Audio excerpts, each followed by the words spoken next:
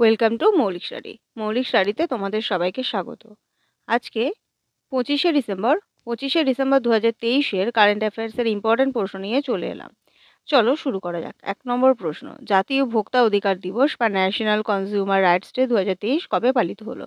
এটা 24শে ডিসেম্বর পালন করা হলো।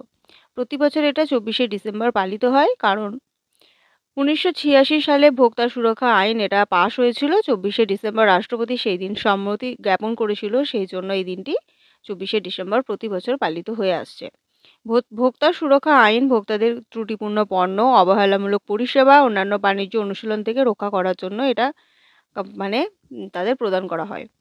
এবছরের থিম হচ্ছে leveraging technology for consumer protection and grievance redressal. পরের প্রশ্ন 2 নম্বর, সম্প্রতি কোন রাজ্যের কেম্পেগৌড়া আন্তর্জাতিক বিমানবন্দর ইউনেস্কোর সবচেয়ে সুন্দর বিমানবন্দরের স্বীকৃতি পেল? এটা হচ্ছে কর্ণাটকে অবস্থিত।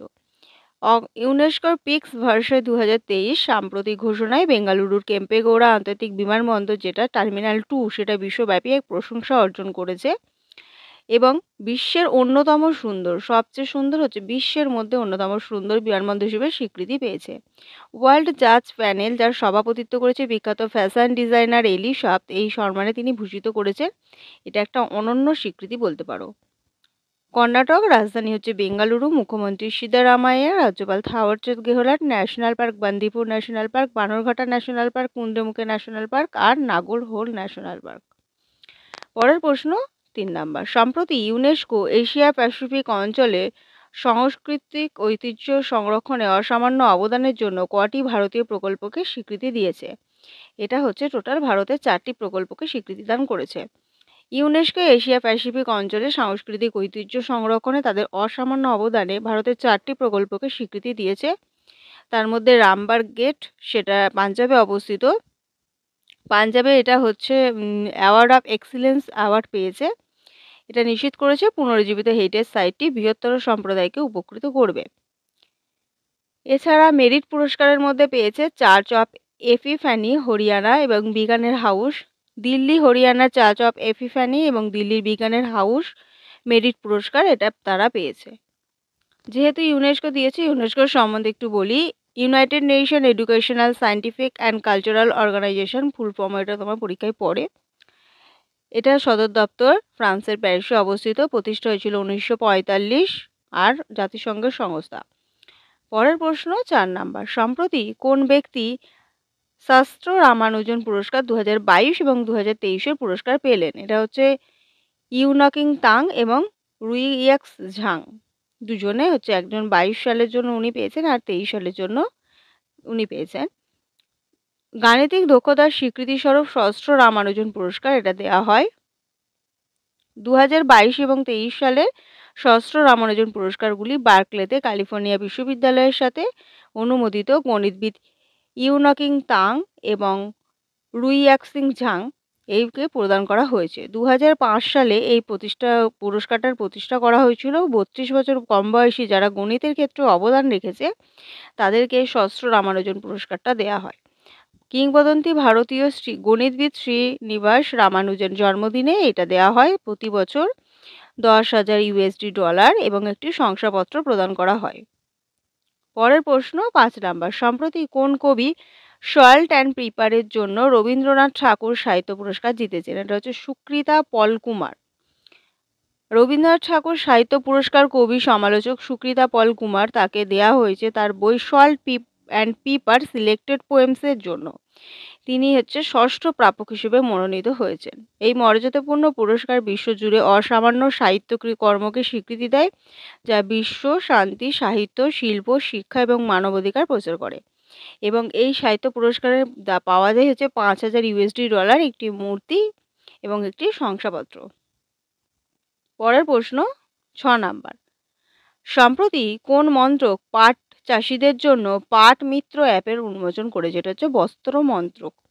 বস্ত্র মন্ত্রক পাট চাষিদের সমর্থন ও উন্নয়নের জন্য তার ক্রমাগত প্রচেষ্টায় পাট মিত্র এই মোবাইল অ্যাপ্লিকেশনটি চালু করেছে, যা jute corporation of India limited দ্বারা তৈরি। এই অ্যাপ্লিকেশনটি পাট চাষিদের ন্যূনতম সমর্থন মূল্য এবং কৃষিবিদ্যার সম্পর্কে প্রয়োজনীয় তথ্য প্রদানের জন্য এই পদক্ষেপ নিয়েছে। বস্ত্র মন্ত্রক এটা হচ্ছে একটি সরকারি মন্ত্রক যা ভারতের বস্ত্রের অংশ, পরিকল্পনা, উন্নয়ন, রপ্তানি, প্রচার এবং নিয়ন্ত্রণের জন্য কাজ করে। বর্তমানে অফিস হোল্ডার পীযূষ গোয়েল এবং সদর দপ্তর নতুন দিল্লি। পরের প্রশ্ন ৭ নাম্বার। সম্প্রতি কোন রেলওয়ে বিভাগের ১১৭টি স্টেশনে প্যানিক সুইচ যোগ করতে চলেছে? এটা হচ্ছে সেন্ট্রাল রেলওয়েতে হচ্ছে। Central railway general manager Ramkaran Yadav সম্প্রতি যাত্রীদের নিরাপত্তা বাড়ানোর জন্য এই পদক্ষেপ নিয়েছে।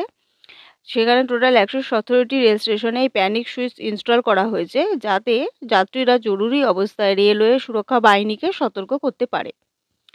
সেন্ট্রাল রেলওয়ে বা মধ্য রেলওয়ে এর ১৮টি জোনের মধ্যে একটি অবস্থিত। এটি রেলওয়ের মধ্যের অংশ।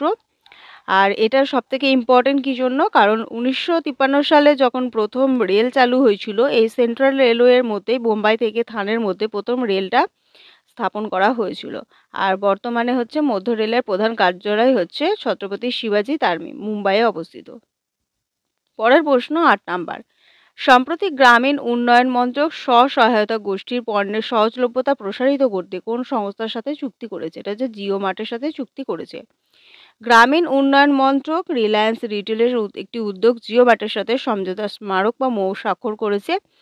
এর পার্টনারশিপের লক্ষ্য হচ্ছে গ্রামীণ কারিগরদের ক্ষমতায়ন করে দীনদয়াল অন্তোদয় যে যোজনা আছে, জাতীয় গ্রামীণ জীবিকা মিশন, এর সাথে যুক্ত সহায়তা গোষ্ঠী সহজে যে পণ্য তৈরি করতে পারে তার জন্য। তো গ্রামীণ উন্নয়ন মন্ত্রক সম্বন্ধে একটু বলি। এটা হচ্ছে একটা ভারতের একটি অনুমোদন মন্ত্রক, যার হচ্ছে গ্রামীণ উচ্চ আর্থ সামাজিক উন্নয়নকে ত্বরান্বিত করে। অফিস হোল্ডার হচ্ছে গিরিরাজ সিং, কেন্দ্রীয় মন্ত্রী, এবং রাজ্যমন্ত্রী হচ্ছে ফাগ্গান সিং কুলাস্তে এবং নিরঞ্জন জ্যোতি। প্রতিষ্ঠা হয়েছিল ১৯৮০। সদর দপ্তর নয়াদিল্লি। জিও মার্ট হচ্ছে একটা ই-কমার্স কোম্পানি, যার সদর দপ্তর মহারাষ্ট্রের নাভি মুম্বাইয়ে অবস্থিত। মূল সংস্থা রিলায়েন্স রিটেল, মালিক রিলায়েন্স ইন্ডাস্ট্রিজ লিমিটেড, প্রতিষ্ঠাতা মুকেশ আম্বানি। ২০১৯-এ প্রতিষ্ঠা হয়েছে।